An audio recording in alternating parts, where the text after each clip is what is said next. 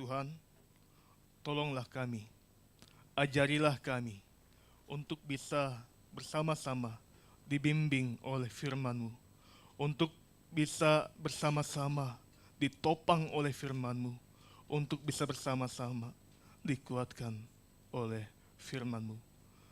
Tegurlah kami ketika kami menyadari ada kesalahan dalam diri kami. Ketika firman-Mu itu berkata-kata, Tuhan, tolonglah kami juga untuk memberikan kami kemampuan, sehingga kami boleh diberkati hari ini melalui kebenaran firman-Mu. Terima kasih ya Tuhan, hamba-Mu yang lemah dan terbatas ini. Dalam ketidakmampuannya, Engkau tolonglah dia, mampukan untuk bisa menyampaikan isi hati-Mu ini dengan baik. Terima kasih ya Tuhan, terima kasih ya Bapa. Kami serahkan waktu perenungan ini hanya kepadamu. Berfirmanlah kepada kami semua. Kami telah siap untuk mendengarkan firman-Mu di dalam nama Tuhan Yesus. Amin. Ya, Bapak Ibu Saudara, saya persilakan untuk duduk.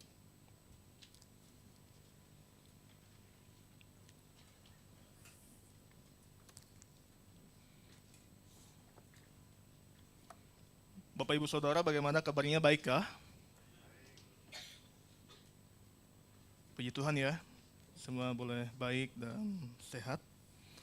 Ya, Bapak Ibu yang saya kasih di dalam Yesus Tuhan, kita akan merenungkan satu bagian teks Alkitab yang berbicara tentang belas kasih yang masih terkait dengan tema tahunan kita di tahun ini, jemaat yang memiliki hati Kristus itu.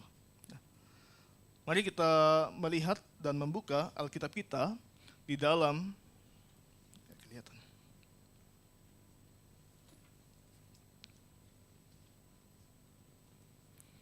kitab 1 Raja-Raja pasal yang ketiga.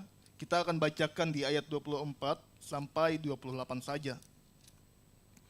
1 Raja-Raja pasal 3 ayat 24 sampai ayat 28.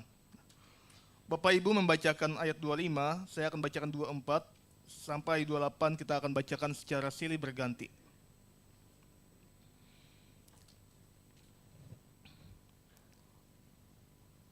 Sesudah itu, raja berkata, "Ambilkan aku pedang." Lalu dibawalah pedang kepada raja.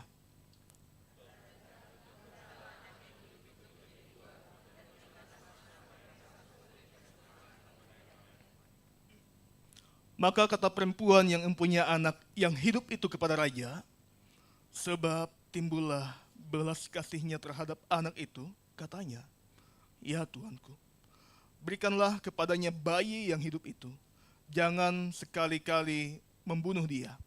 Tetapi yang lain itu berkata, "Supaya jangan untukku ataupun untukmu, penggallah."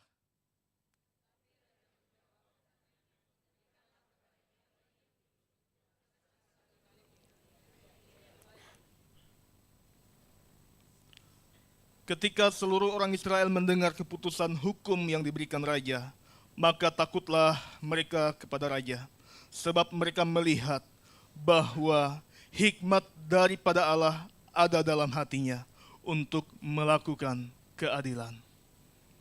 Bapak Ibu yang saya kasihi dan yang terkasih di dalam Yesus Tuhan,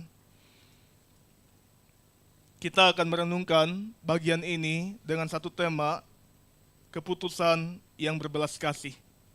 Keputusan yang berbelas kasih. Bapak Ibu Saudara yang saya kasihi dalam Tuhan Yesus, 2 minggu yang lalu kita telah mendengar khotbah tentang belas kasih Yesus ya.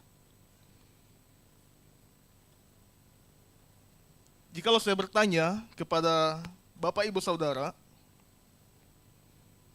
ada yang sudah membantu orangkah yang di kereta yang kelaparan? Ada? Selama 2 minggu ini? Belum ada?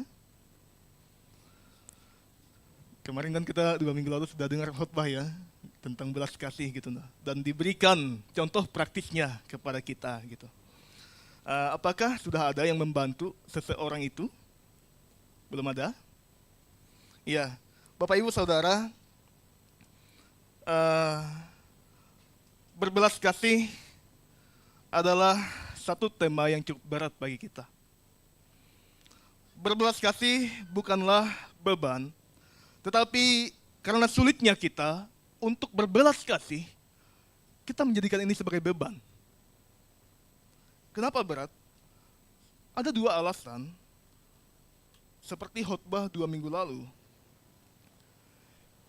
Kita hidup di dunia yang tidak memiliki belas kasih. Akhirnya kita berat untuk berbelas kasih. Dan yang kedua, sekalipun 2 minggu yang lalu kita telah diberikan contoh praktisnya, saya rasa di antara kita belum ada yang menerapkan apa yang telah disampaikan. Mungkin saja kita tidak sama sekali memiliki kegerakan untuk berbelas kasih itu. Atau mungkin lupa kali khotbah 2 minggu lalu. Nanti kalau lupa, lihat di YouTube G3 ya. Nah, Bapak Ibu yang saya kasih dalam Tuhan Yesus, sulitnya berbelas kasih merupakan pengalaman banyak orang sebenarnya. Dan tidak perlu diberikan data-data, karena data-data itu ada di sini. Data-datanya mungkin diri kita sendiri yang menjadi salah satu sulitnya untuk berbelas kasih. Sulitnya kita untuk mengambil keputusan yang berbelas kasih, inilah yang menjadi bagian penting untuk kita renungkan dari teks yang telah kita baca ini. Nah, maka jikalau kita lihat di ayat 26, ini memperlihatkan kepada kita bukan? Bagaimana tipe kita hidup di dalam dunia ini yang dipenuhi dengan keputusan-keputusan. Nah, mau datang ibadah hari Minggu saja, kita perlu memutuskan terlebih dahulu, bukan? Datang atau tidak, katanya. Nah, setelah itu, apa lagi? Naik kereta 30 menit atau jalan kaki 3 jam, katanya. Datang di sini. Ada yang 3 jam datang di sini. Datang cepat atau sengaja datang terlambat. Yang penting ibadah, katanya. Nah, untuk ibadah Minggu saja kita sudah banyak gitu. Keputusan-keputusan yang harus kita pikirkan. Ada keputusan yang benar yang berkata, berikan kepadanya bayi yang hidup itu. Jangan sekali-kali membunuh dia. Tapi ada keputusan yang salah di sini yang mengatakan supaya jangan untukku ataupun untukmu. Penggallah. Wah, Bapak Ibu yang saya kasih dalam Tuhan Yesus, bukankah keputusan perempuan yang mengatakan penggal saja bayi itu adalah keputusan yang sangat ekstrim, bukan? Keputusan yang tidak memiliki belas kasihan. Keputusan yang tidak memiliki rasa empati. Keputusan yang sangat tidak berbelas kasih. Sedih, bukan? Jikalau misalnya bayi itu saat itu benar-benar dipotong, dipenggal. Nah, wah, sangat mengerikan sekali. Bapak Ibu yang saya kasih dalam Tuhan Yesus, beberapa waktu yang lalu saya coba buka-buka di internet tentang ibu membunuh anak kandung. Ada di sini yang membunuh anak kandungnya? Nggak ada ya? Wah, sangat banyak sekali Bapak Ibu Saudara kasus ini. Banyak sekali. Ada yang disebabkan karena ibu katanya stres. Ada yang disebabkan karena dia gangguan jiwa. Ada yang gangguan jiwa. Ada yang disebabkan karena ditinggal suami. Ada yang selingkuh, ada yang hamil di luar nikah, dan banyak lagi kasus-kasus yang dialami oleh si ibu. Bapak Ibu Saudara, kasus-kasus ini mengajarkan kepada kita semua, secara khusus buat bapak-bapak. Nah, sangat penting peran bapak sebagai suami untuk berbelas kasih, bukan, kepada istri anakmu. Jangan pernah membiarkan istrimu stres sendiri, harus mengurus anak, harus mengurus bapak-bapak juga gitu. Nah, setelah itu ini juga mengingatkan kepada kita sebagai ibu-ibu atau calon ibu nih. Nah, mohon untuk tidak mengambil keputusan yang salah ketika di masa-masa sulitmu, ketika di masa-masa sukarmu, ketika kami mengerti pergumulan dan masalah yang sedang engkau hadapi saat ini, baik pergumulan suamimu ataupun pergumulan anakmu, tetaplah berbelas kasih kepada mereka melalui doamu dan perbuatanmu. Bapak Ibu yang saya kasih dalam Tuhan Yesus, keputusan perempuan yang mengatakan penggal saja bayi itu, bagi kita keputusannya adalah keputusan yang salah dan tidak memiliki belas kasih. Tetapi yang menjadi pertanyaan buat kita, di mana sih keputusannya yang salah di sini gitu nah? Di mana ya keputusannya yang salah? Jikalau kita lihat-lihat dan saya lihat, saya rasa apa yang disampaikan oleh perempuan ini benar. Apa yang disampaikan tidak ada yang perlu disalahkan sebenarnya. Bagi saya, yang perlu dipertanyakan adalah perempuan yang berkata, berikan kepadanya, jangan sekali-kali membunuh bayi itu. Nah, jadi agak terbalik gitu nah logikanya. Kenapa? Kenapa demikian? Kenapa perempuan yang berbelas kasih ini yang harus kita pertanyakan di ayat 16 ini? Nah, Bapak Ibu Saudara, jika kita lihat di ayat 16 itu dikatakan sebenarnya dua orang perempuan ini adalah perempuan siapa? Sundal. Iya. Dua orang perempuan ini adalah perempuan sundal. Kedua perempuan ini sebenarnya terlibat dalam pekerjaan seks. Mereka selalu menjual layanan seksual mereka untuk imbalan finansial mereka terpenuhi. Bisa kita bayangkan, entah berapa kali mereka harus melakukan aborsi. Bisa kita bayangkan entah berapa kali mereka harus menggugurkan janin yang hidup di dalam rahim mereka selama ini. Untung saja bayi yang sekarang itu berhasil katanya. Berhasil. Mereka lahirkan.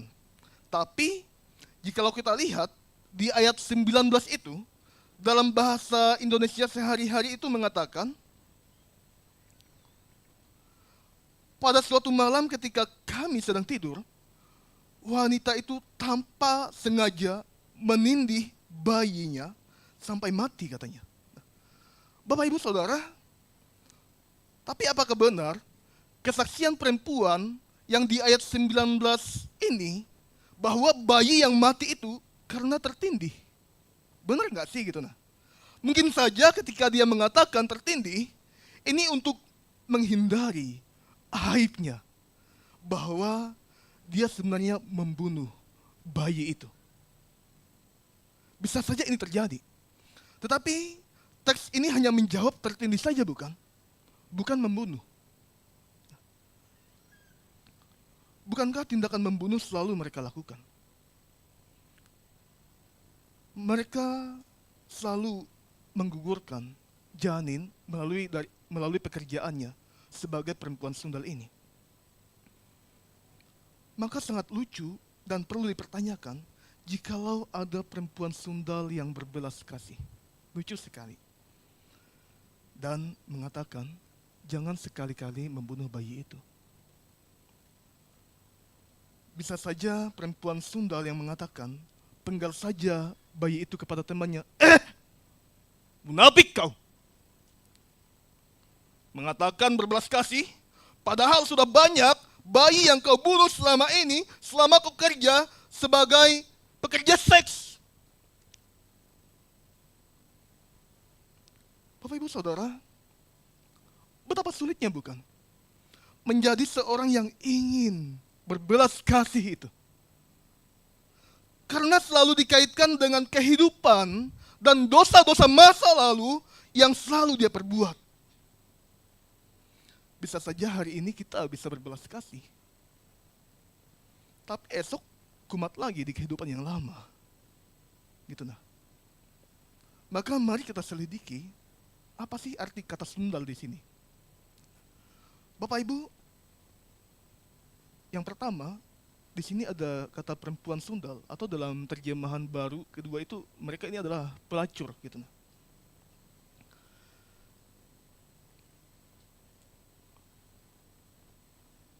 Kata sundal di sini memiliki kata kerja itu sana. Artinya menolak. Dan biasanya karena rasa tidak suka atau ketidaksetujuan akan hukum-hukum Tuhan. Apa maksudnya kata sana ini?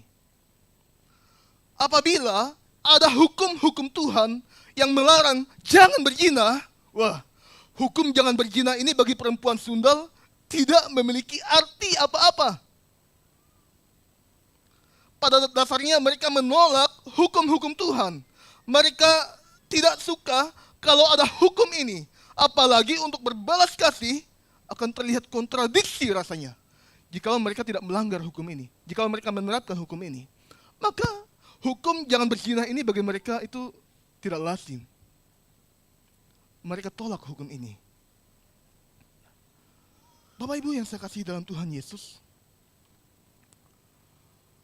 bukankah ketika engkau meninggalkan Tuhan, dalam hidupmu, ini tandanya engkau sedang bersinah dengan meninggalkan Tuhan. Bukankah ketika engkau mencintai tempat di mana engkau menghasilkan uang daripada mencintai rumah Tuhan, datang beribadah, ini menunjukkan engkau sedang bersinah dengan apa yang engkau kerjakan. Bukankah ketika engkau tidak bisa terlepas dari film porno, majalah porno yang dijual di konbini secara bebas, yang berkaitan dengan pornografi, bukankah engkau sedang melakukan perzinahan ini? Bukankah perbuatan-perbuatanmu ini sama dengan engkau menolak hukum? Hukum Tuhan yang mengatakan jangan berzinah. Bapak Ibu yang saya kasih dalam Tuhan Yesus, ada dua pengertian yang bisa kita lihat dari kata sana ini. Pengertian yang pertama tadi itu berbicara tentang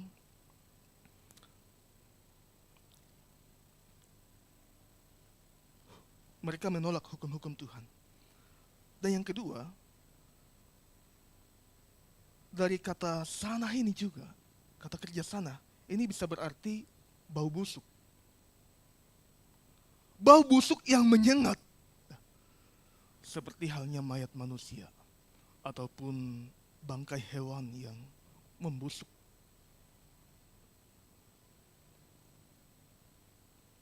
Apa maksudnya, Pak? Selain kelakuan buruk, perbuatan busuk, perbuatan yang najis, pada saat yang sama, perbuatan sinah ini adalah perbuatan yang rusak dan tidak bermoral. Perbuatan sinah ini adalah perbuatan yang busuk dan najis di hadapan Tuhan.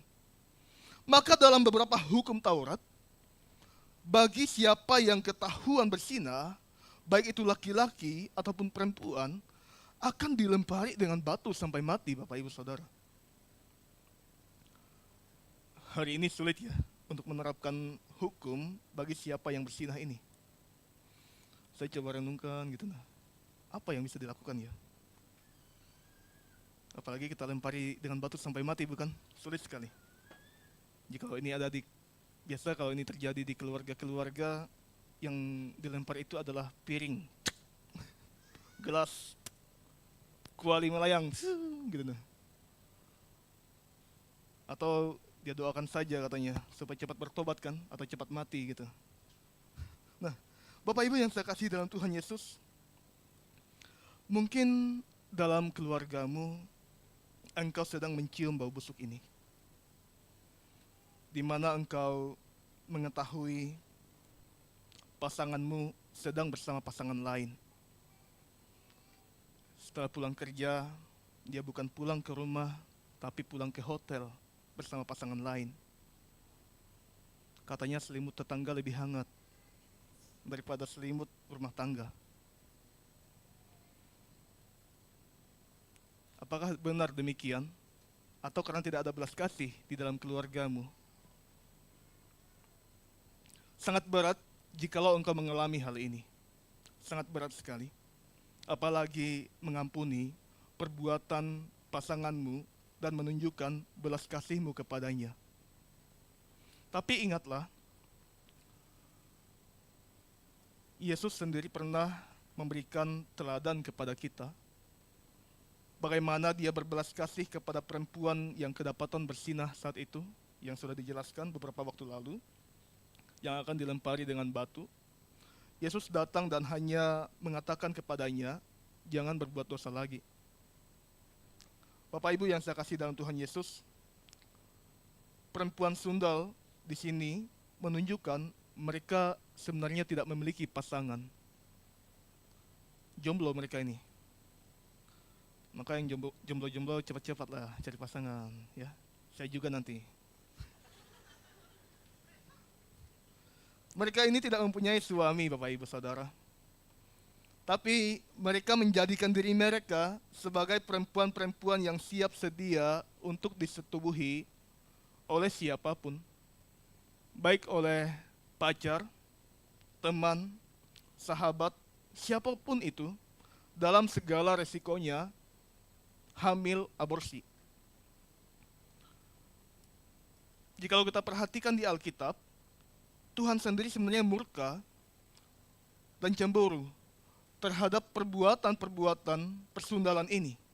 Karena ini adalah perbuatan yang menjijikan dan menyakiti hati Tuhan. Dalam Yeskel 16, 35 dan 38, mari kita baca sama-sama. 3, 2, 1.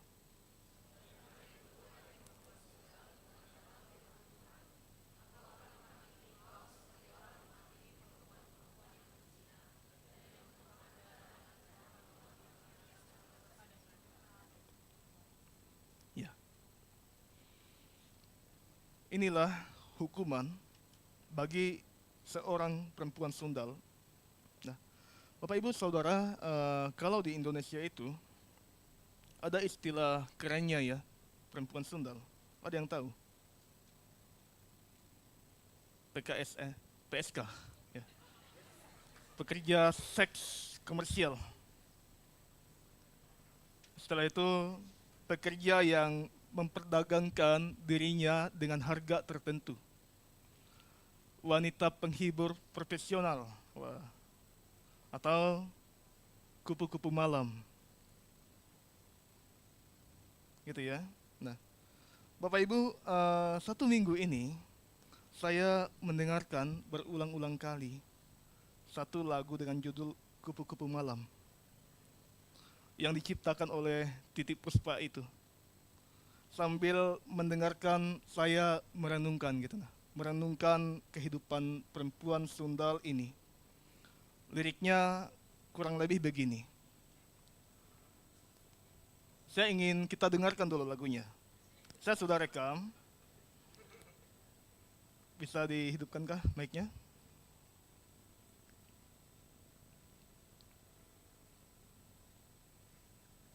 Oke, kita dengarkan ya. Sambil Bapak Ibu merenungkan tentang kupu-kupu malam ini.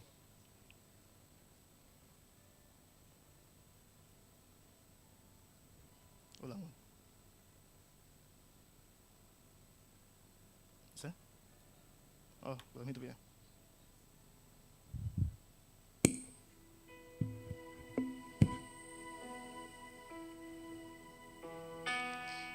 Ada yang benci dirinya,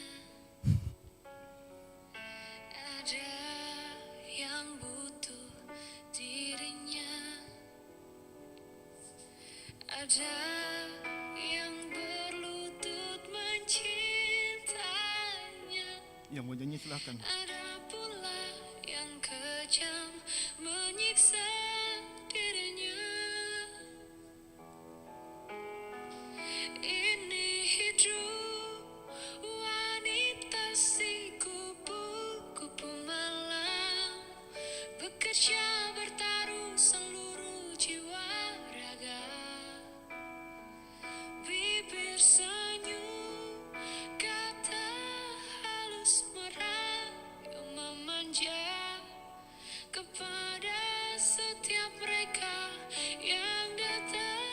Cukup ya? Oke. Nanti bisa didengarkan sendiri ya di rumah ya, sambil renungkan bagian firman Tuhan ini. Nah, Bapak Ibu Saudara,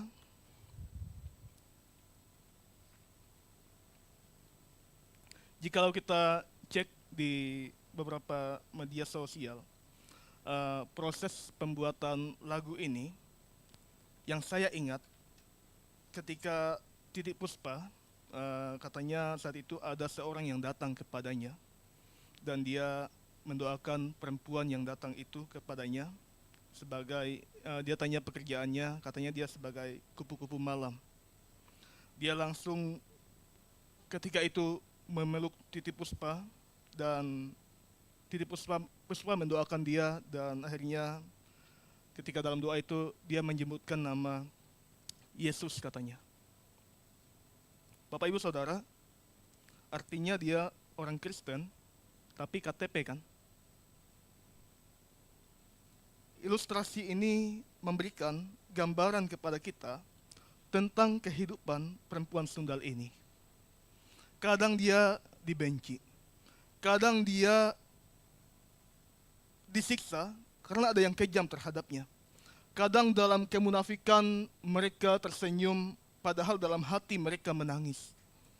Bisa saja dalam kemunafikan mereka berbelas kasih, padahal dalam diri mereka ada kebencian yang sangat dalam sekali atas perlakuan orang-orang di sekitarnya. Begitulah kehidupan kupu-kupu malam ini. Mungkin dalam hidup ini kita telah banyak membuat keputusan buruk kita, sehingga kita merasakan sudah tidak penting lagi untuk berbelas kasih kepada orang di sekitar kita. Karena merasa diri ini terlalu buruk dan masih banyak yang perlu kita benahi, maka keputusan kita adalah berbelas kasih kepada diri kita sendiri, tidak perlu kepada orang lain. Bapak Ibu yang saya kasih dalam Tuhan Yesus, bukankah perempuan Sundal ini justru punya belas kasih?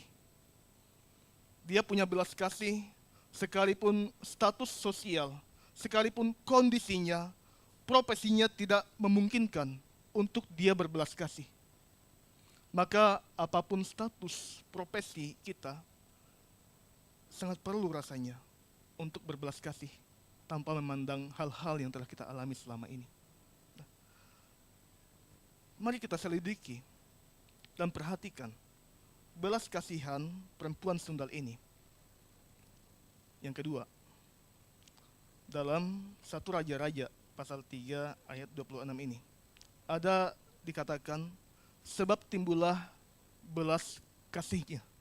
Nah, Bapak Ibu yang saya kasih dalam Tuhan Yesus,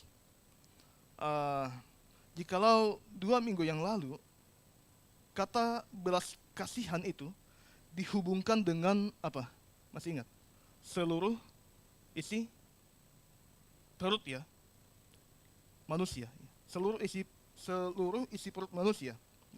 Memang dalam tradisi Yahudi itu, perut ini dipandang sebagai pusat segala perasaan yang terdalam, seperti cinta, dan ini juga menunjukkan belas kasih ini bisa diungkapkan dalam hati. Maka nanti ya, jikalau teman-teman yang masih jomblo yang ingin mengungkapkan perasaannya kepada seseorang yang dicintai, bilang gini, saya mencintaimu dengan seluruh isi perutku gitu. Jangan bilang sepenuh hati iya kan? Tapi dalam bahasa Ibraninya, belas kasihannya di sini ini dikatakan sebagai raham. Artinya sangat mencintai atau memiliki belas kasihan. Nah, dari kata raham inilah kita dapat menemukan kata rahim. Maka sering kita dengar ya, Allah yang Maha Rahim, artinya apa? Allah yang Maha Penyayang, Allah yang penuh berbelas kasihan. Nah, dari kata rahim inilah kita bisa temukan kata rahim itu. Saya tidak tahu bagaimana perasaan ibu-ibu yang mengandung itu. Nah. Karena saya bukan ibu-ibu toh, yang mengandung selama 9 bulan beberapa hari itu. Saya nggak tahu. Tapi saya pernah mendengar katanya, ada ikatan khusus katanya, antara seorang ibu dan anaknya. Saya bahkan pernah mendengar, ada ibu yang sudah mengenal anaknya katanya, sebelum dilahirkan. Lewat USG. Ya.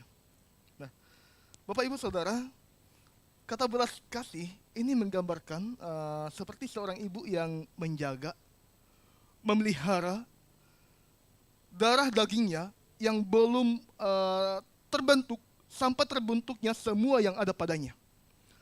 Janin yang lemah, tidak berdaya, tidak punya kekuatan, yang makannya masih bergantung kepada si ibu, dan si ibu melawat dia, si ibu menjaga, memeliharanya dengan penuh hati-hati dan perhatian. Ibu sejati dalam bagian ini mengenal anaknya. Dia tidak akan tertipu penipu dalam bentuk apapun. Beginilah gambaran dari belas kasih yang dikatakan dalam bahasa Ibraninya, raham ini. Seperti seorang ibu yang berbelas kasih kepada anaknya.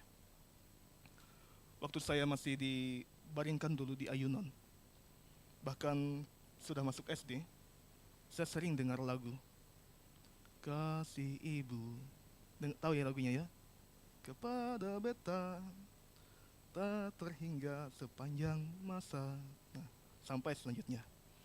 Bapak Ibu Saudara, belas kasih ibu kepada bayi ini bukan hanya diperuntukkan untuk ibu-ibu saja sebenarnya. Tapi belas kasih ibu ini menggambarkan buat kita semua bagaimana harus berbelas kasih kepada orang-orang yang lemah, kepada orang-orang yang tidak berdaya itu. Seperti seorang bayi yang harus diurus sedemikian rupa.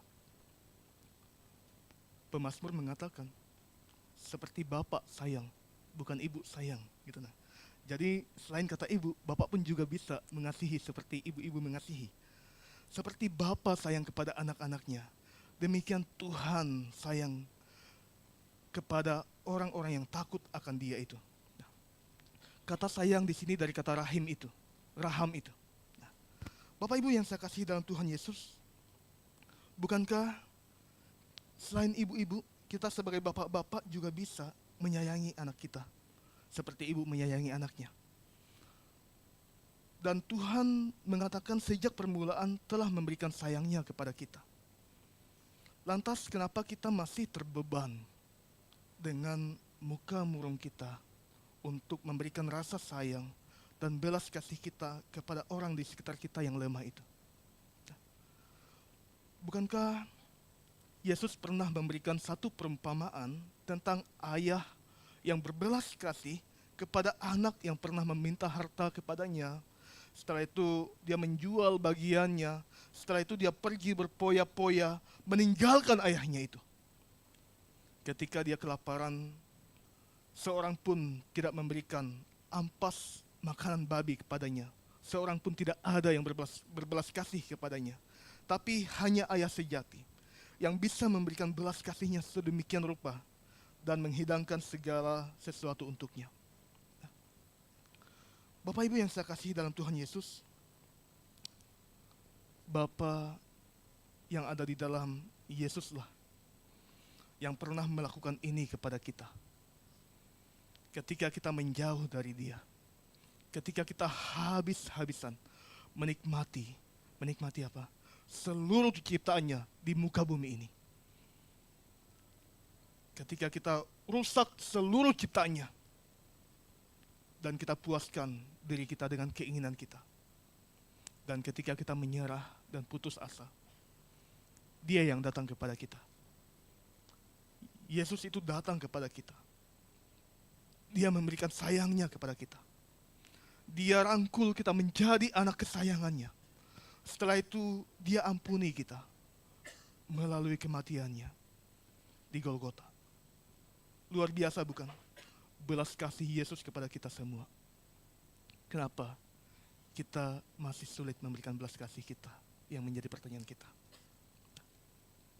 Bapak Ibu yang saya kasihi dalam Tuhan Yesus, yang menjadi pertanyaan kita selanjutnya, apa sih yang menyebabkan perempuan sundal ini berbelas kasih? Sebenarnya kalau kita lihat di ayat 25, karena ada kata penggalah, dan ini adalah keputusan raja saat itu.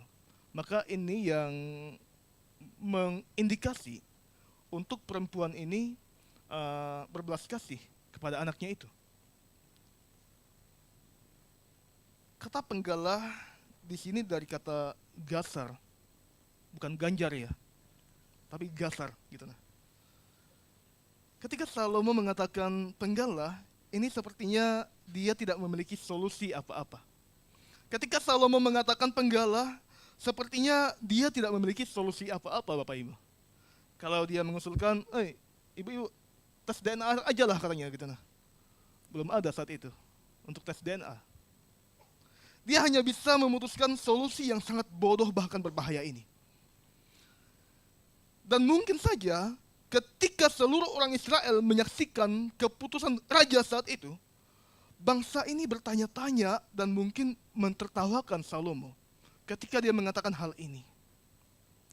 Katanya dia raja yang bijaksana. Katanya dia raja yang berhikmat. Tetapi keputusannya seperti bukan orang yang bijaksana atau berhikmat. Saudara,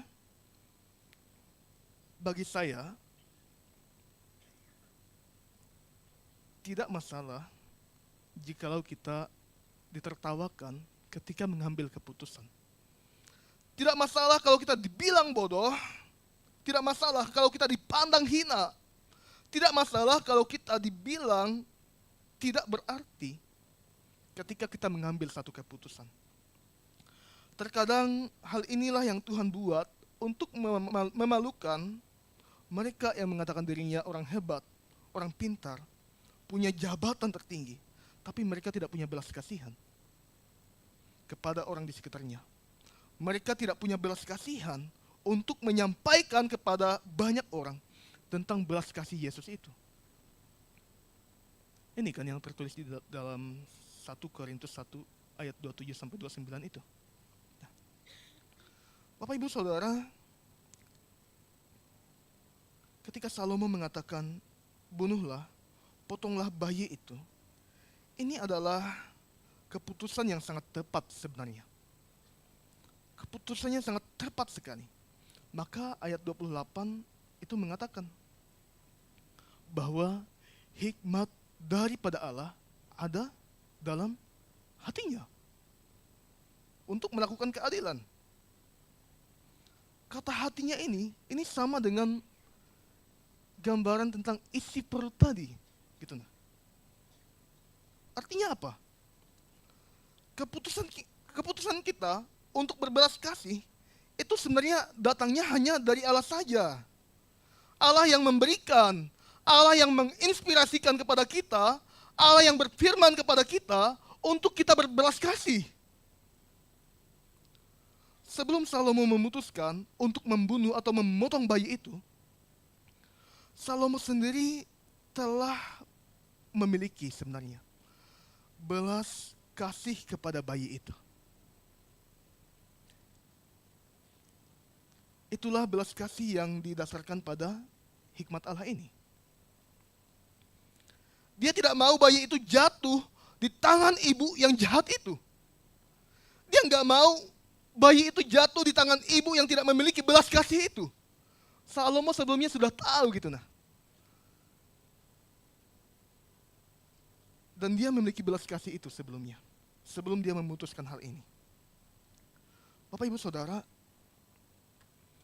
tangan ibu yang memiliki belas kasih itu, tangan yang berbelas kasih itu telah ada di dalam kita. Tangan ibu yang memiliki belas kasih itu telah ada di dalam kita. Tangan itu, Bapak Ibu tahu, ditandai dengan paku, bekas paku. Ditandai dengan bekas paku yang menusuknya di tiang salib. Maka dari tangan Yesuslah kita berkaca, Bapak Ibu. Kita berkaca bagaimana Dia memberikan belas kasih-Nya kepada kita. Dari tangan Yesuslah kita bercermin bagaimana Dia dengan rendah hati memeluk, mengangkat orang-orang di sekitarnya, dan memberkati kita semua. Bapak Ibu Saudara,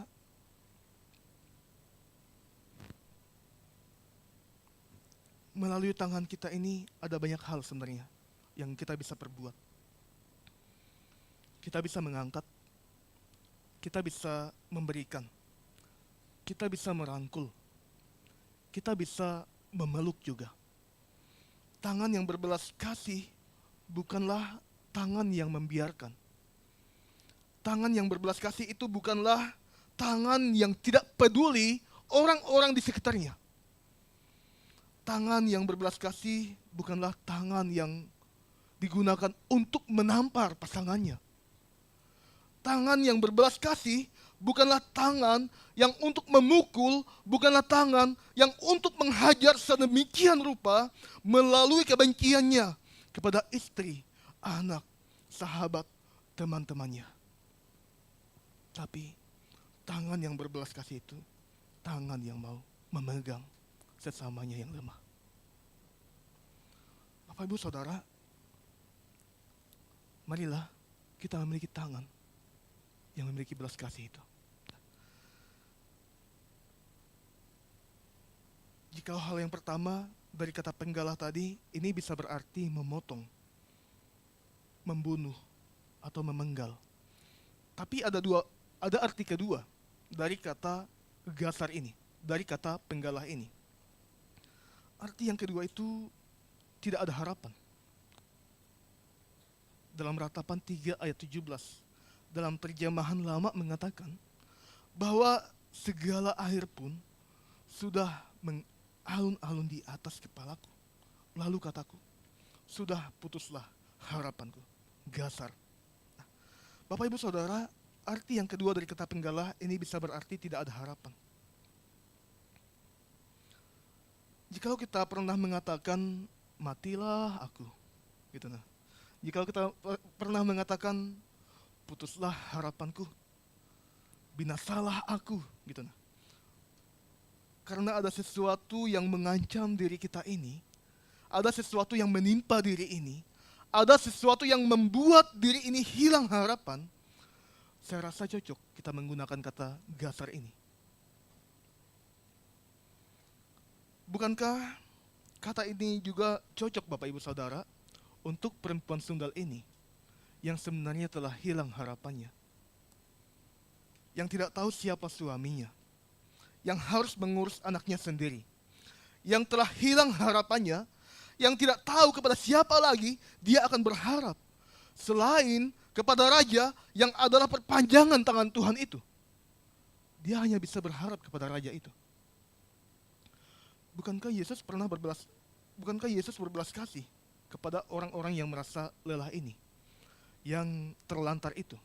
Bukankah Yesus berbelas kasih kepada orang-orang yang tidak ada harapan itu, yang telah hilang harapannya, dan Dia ingin memberikan keadilan kepada mereka? Bapak Ibu Saudara, Raja itu mengadili dengan adil, dan Dia memberikan harapan baru bagi mereka yang tidak punya harapan itu. Raja itu yang adalah perpanjangan tangan Tuhan, Dia memberikan harapan baru bagi perempuan yang memberikan keputusannya untuk berbelas kasih. Maka di ayat 27 itu, Raja itu mengatakan kepada perempuan Sundal yang berbelas kasih itu, berikan kepadanya bayi yang hidup itu. Jangan sekali-kali membunuh dia. Dia itulah ibunya. Bukankah ini sebagai bagian di mana Dia memberikan harapan baru bagi perempuan ini yang tidak punya harapan tadi?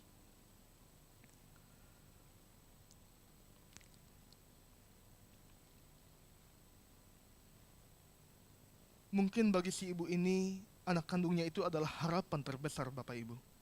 Dari keputusannya karena telah berbelas kasih. Dari kasus si ibu ini, pasti dia menyadari dengan betul dari kasus yang dialaminya. Dan dia pasti meminta ampun atas dosa-dosa yang telah dia perbuat selama ini. Dan dia pastinya percaya bahwa ada Tuhan yang bekerja sedemikian rupa memulihkan keadaannya ketika dia berbelas kasih melalui raja itu. Dan dia bisa kembali memeluk anaknya. Dan dia bisa kembali memegang anaknya dengan baik. Karena dia memberikan belas kasih itu kepada anak itu. Terakhir, mari kita baca Ibrani pasal 11 ayat 31 dan 32. 3, 2, 1.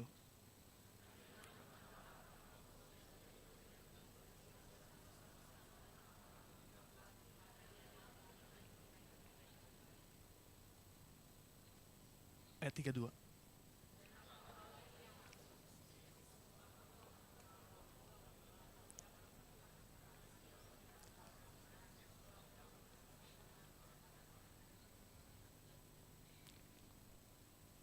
Kita sudah pasti tahu bagaimana kisah Rahab ini, Bapak Ibu Saudara. Seorang perempuan sundal yang diselamatkan karena imannya. Dan melalui imannya terlihat tindakan belas kasihnya, bukan? Kepada pengintai yang adalah utusan Tuhan itu. Tapi di ayat 32 ini kita bisa melihat salah satu nama, yaitu Yefta. Ada yang tahu siapa Yefta? Dia adalah seorang pahlawan yang sangat gagah sekali. Dia adalah pahlawan yang sangat perkasa sekali. Tapi apa? Ia adalah anak seorang perempuan sundal. Yefta ini anak seorang perempuan sundal. Bapak Ibu Saudara, saya coba membayangkan ketika merenungkan bagian ini jauh ke depan dari ibu yang adalah perempuan sundal ini. Saya coba membayangkan jauh ke depan dari kasus perempuan sundal yang berbelas kasih itu kepada anaknya. Untuk anaknya bisa dipelihara, dibesarkan, mungkin pikirannya ke depan anaknya itu akan seperti sama dengan Yefta, yang adalah anak perempuan sundal. Tetapi dia menjadi seorang pahlawan yang sangat gagah sekali. Menjadi anak yang berjuang untuk memimpin, mempertahankan bangsanya, dan membawa bangsanya kembali kepada Tuhan. Bapak Ibu Saudara, sangat luar biasa bukan? Cara pandang ibu yang berbelas kasih ini ke depan tentang anaknya itu. Bapak Ibu, mungkin saat ini belum pernah terlihat, belum pernah kita ketahui dampak belas kasih yang kita telah lakukan selama ini. Tetapi percayalah, suatu saat dampak belas kasih itu akan kita rasakan. Suatu saat dampak belas kasih itu akan dirasakan. Mungkin oleh anak kita, mungkin oleh cucu-cucu kita, mungkin oleh banyak orang di sekitar kita. Mereka akan mengalami hal ini untuk jauh ke depan. Inilah bagian yang menjadi hal yang sangat penting sekali untuk kita bisa lihat. Nah, walaupun ini tidak mudah, Tuhan tetap mencari anak-anaknya, Bapak Ibu Saudara, yang berjiwa berbelas kasih kepada sesamanya. Dia tidak mau gerejanya yang telah ditebus dari belas kasihnya itu melupakan begitu saja belas kasih yang telah dia berikan. Dia mau gerejanya terus melakukan belas kasih ini, mulai dari hal kecil, dan dampaknya mungkin akan terlihat jauh ke depan. Teruslah berbelas kasih.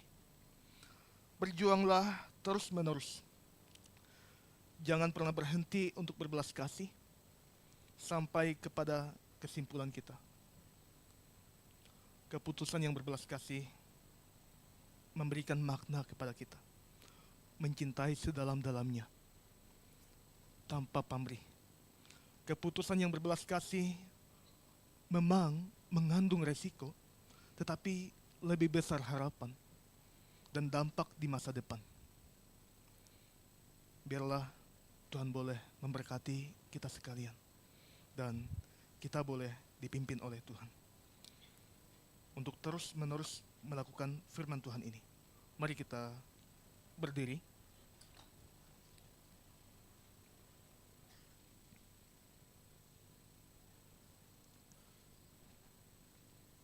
Kita tundukkan kepala kita. Kita berdoa.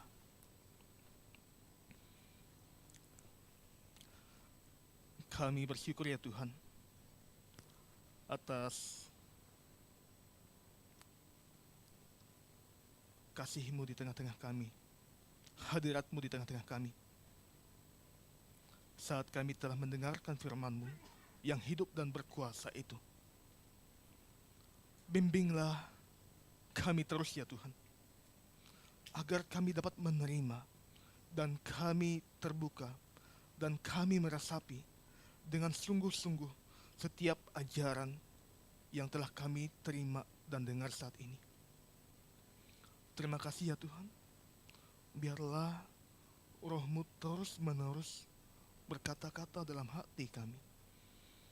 Dan setiap ucapan-ucapan kami pun ke depan, biarlah dalam kasih-Mu, Engkau boleh terus menolong kami dan memberikan kami inspirasi untuk kami bisa terus-menerus berbelas kasih kepada sesama kami melalui tindakan, perkataan, dan perbuatan kami.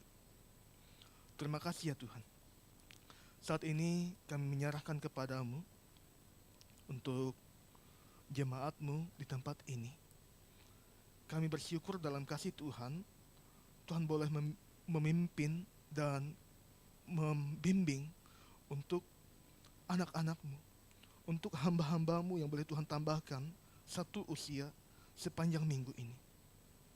Ada Ibu Yola Napitupulu, ada Ibu Eta Tarigan, ada Saudari Pebi Sihombing. Dan untuk semua jemaat yang berulang tahun, kami serahkan kepada Tuhan. Biarlah Tuhan tolong dan Tuhan boleh mampukan mereka dalam setiap pergumulan dan tantangan yang mereka hadapi. Dan Tuhan yang sama, yang selalu memimpin mereka di tahun-tahun yang baru ini. Terima kasih ya Tuhan. Kami doakan untuk jemaat kami yang masih sakit. Ada Bapak Agustinus Chandra, biarlah Tuhan boleh pulihkan. Dan untuk Pak Markus juga, untuk Ibu Ellen dan Bapak Stephen Sunarno, kami serahkan pada Tuhan. Tuhan tolong pulihkanlah keadaan mereka. Terima kasih untuk setiap hal yang boleh kami alami di bangsa ini, negara kami, baik Indonesia maupun Jepang. Tapi pada saat yang sama kami menyerahkan kepada Tuhan dan mendoakan baik untuk misi dan penginjilan maupun juga untuk hal-hal yang terjadi di bangsa kami. Kebebasan beragama, pemberantasan terorisme, korupsi, dan narkoba, kami serahkan kepadamu. Biarlah Tuhan boleh pulihkan keadaan ini. Terima kasih ya Tuhan. Kami serahkan syafaat ini hanya kepadamu. Biarlah Tuhan yang boleh menjawab setiap seruan kami, syafaat kami saat ini. Terima kasih Bapak, dan kami mengakhiri syafaat ini dengan doa yang Engkau ajarkan kepada kami sekalian. Bapa kami yang di surga, dikuduskanlah namamu, datanglah kerajaan-Mu, jadilah kehendak-Mu di bumi seperti di surga. Berikanlah kami pada hari ini makanan kami yang secukupnya, seperti kami juga mengampuni kami. Janganlah membawa kami dalam cobaan,